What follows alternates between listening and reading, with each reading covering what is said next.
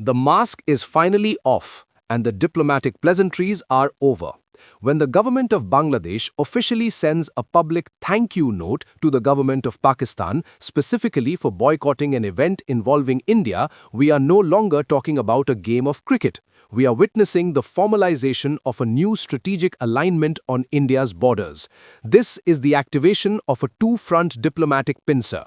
And if you think this is just about sports, you are missing the bigger picture.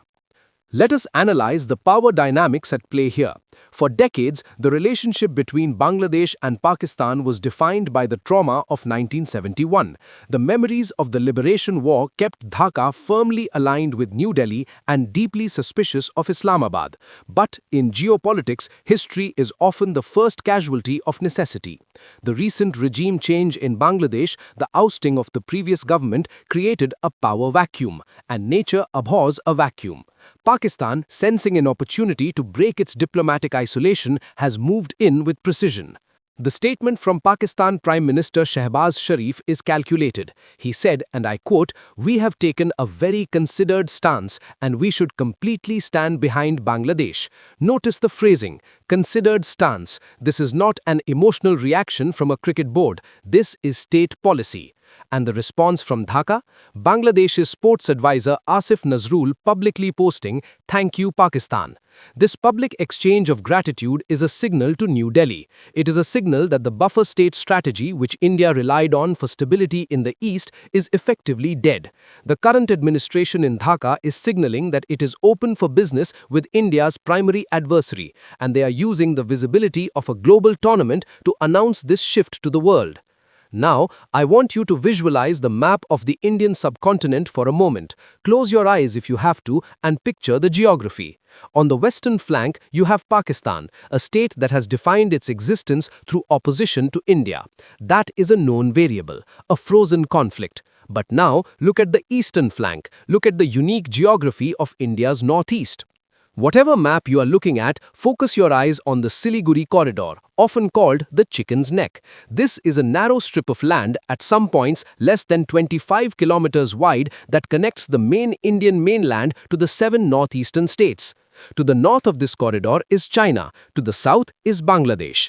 For the last 15 years, India's security calculus assumed that the southern flank of this corridor was safe, that Bangladesh was a friendly or at least neutral entity.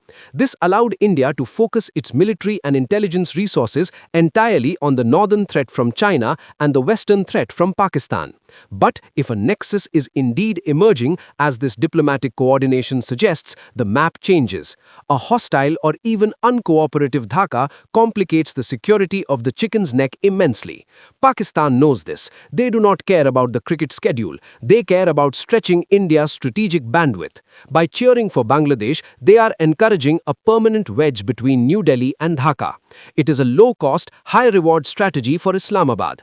They spend $0, they fire 0 bullets, but by simply issuing a statement of support, they force India to look over its shoulder in the east. Now, let us shift the focus to India and the strategic lesson here. How should a rising power respond to this kind of diplomatic irritant? We saw a glimpse of the correct strategy from the Indian captain Surya Kumar Yadav. When asked about Pakistan's boycott, he simply said, "Our flight to Sri Lanka is booked." This sounds like a casual remark, but geopolitically it is the perfect stance. It projects a combination of indifference and inevitability.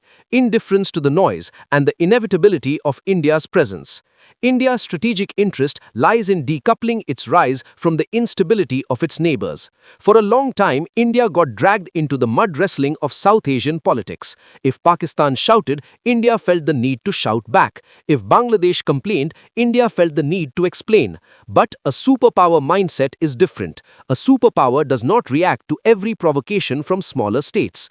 The concept of strategic autonomy or Atmanirbharta is usually discussed in terms of weapons and manufacturing, but it also applies to diplomacy. It means India must be self-reliant enough that the political moods of its neighbors do not derail its own trajectory.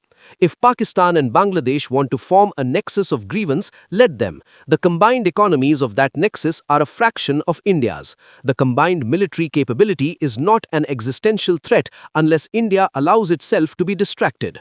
The danger for India is not the boycott. The danger is overreaction. If India were to retaliate emotionally, perhaps by closing trade borders or engaging in harsh rhetoric, it would only validate their narrative. It would push Bangladesh further into China's waiting arms. The smartest realist play for India right now is strategic patience. Keep the flight booked, show up. Let the other side explain to their own people why they are isolating themselves from the region's economic engine.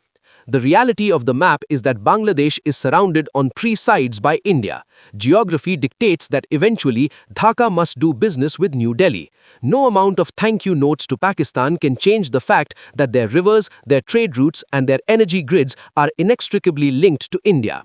Pakistan can offer moral support, but they cannot offer economic integration. They cannot offer a market. They cannot offer energy security.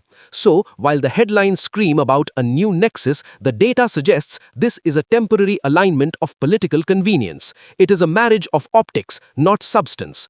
India's best move is to watch, wait, and continue to grow. Because in the long run, gravity always wins. And in South Asia, India is the gravity. Now, before we sign off, a quick test of your knowledge on the region we just discussed. Here's your question.